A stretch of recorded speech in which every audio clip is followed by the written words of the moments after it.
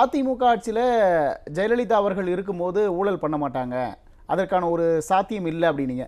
ஆனால் இப்போ திமுகவில் வந்து ஸ்டாலின் அவர்கள் முதலமைச்சராக பொறுப்பேற்ற பிறகு நிறைய ஊழல்கள் நம்ம செய்திகளை வந்து பார்த்தோம். 30,000 கோடி ஊழலில் தொடங்கி அடுத்து கழிப்பறை ஊழல், மாநகராட்சி ஊழல், இப்போ இந்த KN நேருவோட ஊழல், டாஸ்மாகில் ஊழல்னு அடுத்தடுத்த ஊழல்கள் பட்டுக்கிட்டே இருக்கும்போது திமுக வந்து அதற்கு மௌனமாக தானே இருக்காங்க. இப்போ இந்த KN நேரு அவர்களோ சம்மந்தப்பட்ட விஷயத்தில் கூட அமலாக்கத்துறை வந்து எனக்கு வழக்கு பதிவு பண்ணி கொடுங்க அப்படின்னு கேட்குறாங்க.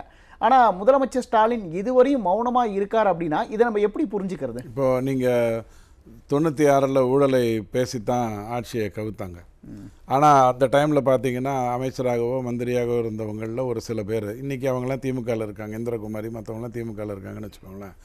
அவங்க எல்லாருமே நெஞ்சு பிடிச்சிக்கிட்டு பண்ணுறதை பார்த்துரு. இங்கே டிஐஜியே நெஞ்சு பிடிச்சிக்கிட்டு லீவ் போட்டுற அளவுக்கு ஆகிடுது. என்னால் இந்த அழுத்தத்தெல்லாம் தாண்ட முடியாது இவங்க கொடுக்குற அழுத்தத்தை அப்படின்னு. அதாவது இப்போ செந்தில் பாலாஜி ஐயா விஷயம் எடுத்துக்கோங்களேன். அவர் போக்குவரத்து அமைச்சராக இருந்தார், ஊழல் பண்ணாருங்கிற அடிப்படையில் நீங்கள் பார்த்தீங்கன்னா ஜெயலலிதா அம்மா காலத்தில் கூட அதை பண்ணாங்களேன்னு ஒரு தவறான தகவலை கொடுப்பாங்க.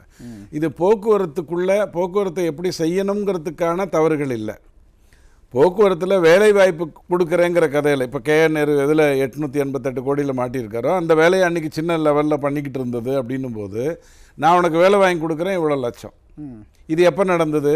அதிமுக காலத்தில். ஆனால் எப்படி நடந்தது அப்படின்னு கேட்டால் ஆட்சிக்கு சம்பந்தம் இல்லாமல், அமைச்சரவைக்கு சம்பந்தம் இல்லாமல், யாருக்குமே எந்த விதத்திலும் நேரடி பாதிப்பு தராமல், அந்த யாருக்கு வேலை கிடைத்திருக்கணுமோ அவனுக்கு கிடைக்கல, யாருக்கு கிடைக்கக்கூடாதோ அவனுக்கு கிடைச்சிருச்சுங்கிற அந்த தவறை தவிர வேறு எதுவும் நடக்கலை. அப்போது இவர்கள் செய்த தவறு ஆட்சியையே பாதிக்கக்கூடிய அளவுக்கு, திமுகவில் ஒரு தவறு நடக்குதுன்னா அது ஆட்சியை பாதிக்கும், மக்களினுடைய நாளைய வாழ்க்கையை பாதிக்கும். அதான் சார் புரியுது.